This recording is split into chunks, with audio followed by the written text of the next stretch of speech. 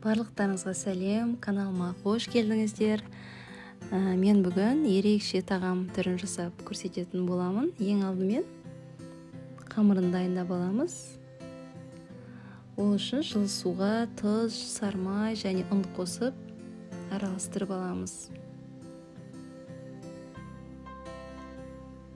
Қамыр әбден біркелкі болғанша илеп, оны 15 минутқа бұқтырып қоямыз. Енді салмасын дайындайтын боламыз.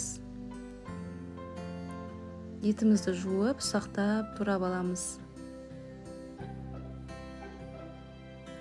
Бұл тағамның атын нанның ішіндегі қуырдақ немесе кесе қуырдақ деп те атайды.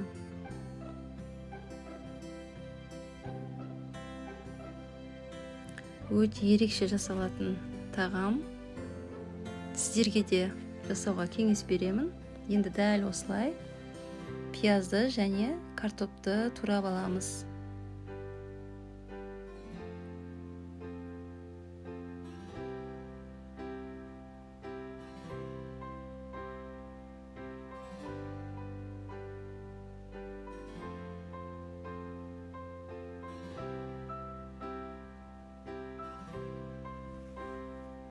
Ыдысымызға салып, үстіне тұзын, бұрышын қосып араластырамыз.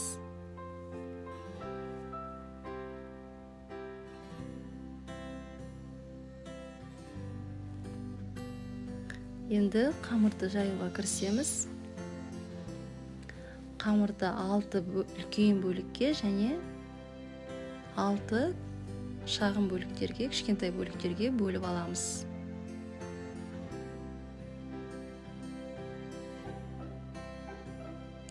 Осылайынан әр қайсысын домалатып, жайып шығамыз.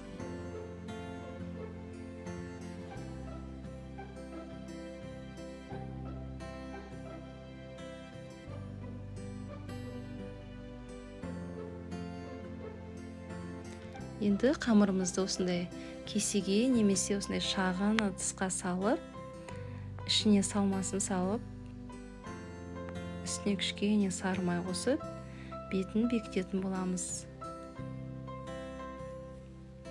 Және де қайтара басып бекітіп шығамыз, ашылып кетпес үшін.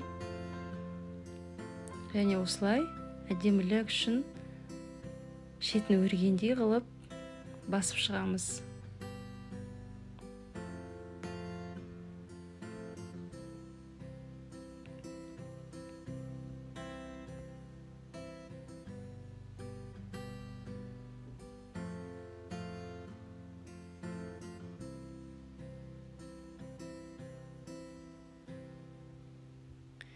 Бетіне кішкене қамырды домалатып осылайынан қоямыз. Міне бір ыдыстың қақпағы ұқсап қалды. Енді формамыздың бетіне пергамент қағазын төсеп, 180 градуста 45 минутта пісіріп аламыз. Бетіне жұмыртқаның сарысын жағамыз. Міне біздің кесе қуырдағымыз дайын болды. Өте дәмді болып шықты. Видео ұнап жатса, лайк басып, комментарий қалдыра отырыңыздар.